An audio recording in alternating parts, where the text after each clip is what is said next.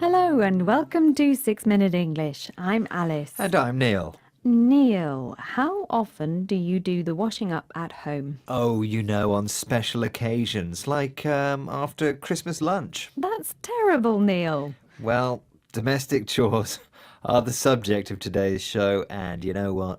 I'm not very good at them. Domestic means to do with the family or home, and a chore is a boring job that needs doing. Not being good at chores sounds like a bad excuse for avoiding housework, Neil. I suppose you're right, but I wasn't surprised to learn that on average, women spend several more hours a day doing chores at home than men. Maybe men have a higher threshold for dirt and untidiness. Do you have a high threshold, Neil? Yes, and threshold means the point at which you begin to feel something. It takes a lot of dirt and untidiness to make me feel I need to start clearing up. Okay, so my question for you today, Neil, is what percentage of men take responsibility for giving the house a weekly clean, according to a recent online survey by UK organisation Mumsnet? Is it A, 1%, B, 5%, or C, 10%? Those figures all sound low, but I'll assume that not all men are like me and say C, 10%. Well, we'll see if you're being optimistic with your answer later on in the show.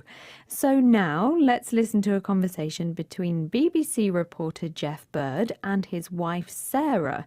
In an interview to a BBC presenter, they discuss Sarah's aversion to, or strong dislike, of domestic chores.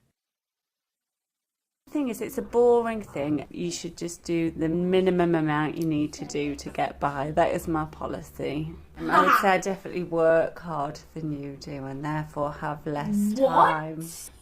And we just switched round in terms of our roles. Probably, yeah. And that's no bad thing. Go the revolution. Sarah and Jeff there. In their household, Jeff does more chores because Sarah finds them boring, and she also does more paid work. She thinks people should do the minimum amount of housework, or least amount needed, to get by. And to get by means to achieve something with difficulty. So Jeff does most of the cooking and cleaning in their house, which, as we discussed earlier on, isn't usually the case for men. He doesn't seem to mind, though, does he? Well, no, that's right. He says switching roles is no bad thing. In other words, it's a good thing. Yay, go the revolution. Just don't include me, because I'm with Sarah. I hate housework. Okay, well, let's assume that Sarah and Jeff aren't typical of most families and consider the serious implications of women doing more of the household chores. Some domestic tasks can be strongly gendered or specific to one sex. For example, doing the laundry, organising your children's school and social lives are often jobs that women do. But putting the rubbish out or fixing a leaky tap, those are what many people still see as men's jobs. Well, I put the rubbish bins out in my household, Neil. Anyway, this means women often spend significantly more time doing chores at home, juggling this with paid work. Yes, that sounds like a lot. I can see I'm going to have to get my pinny on a bit more at home, Alice. I hope you do, Neil, because a bit more give and take at home could help improve a working mum's prospects of getting promoted at work and earning more. And for those of you unfamiliar with the word, pinny or pinafore means apron. And give and take means compromise.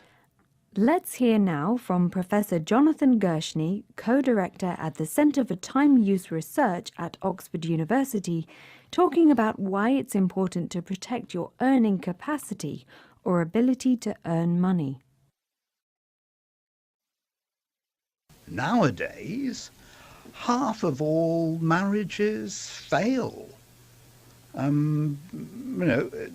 It's not a reasonable expectation that you're going to stay married to the same chap indefinitely.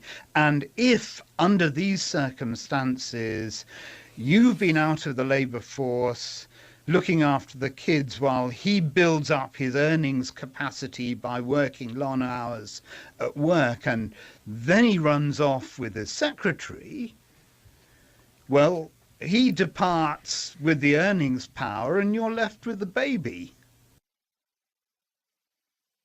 Professor Jonathan Gershny. But actually, these days, quite a few men take care of the children while their wives or partners work full-time. And she might run off with her secretary. But the main issue here is that both partners, whether male or female, should protect their earnings capacity. Now, I think it's time for the answer to today's quiz question, Neil. I asked you, what percentage of men take responsibility for giving the house a weekly clean, according to a recent online survey by the UK organisation Mumsnet? Is it A, 1%, B, 5%, or C, 10%? And I said C, 10%. And you were wrong, I'm afraid, Neil. The answer is actually B, 5%. Mumsnet asked nearly 1,000 working mothers about the distribution of tasks in their homes. Now, can we hear the words we learned today, please? Sure, they are chore, threshold, aversion, minimum, no bad thing, gendered, pity or pinafore, give and take, earning capacity. Well, that's the end of today's 6 Minute English. Don't forget to join us again soon. Bye-bye. Goodbye.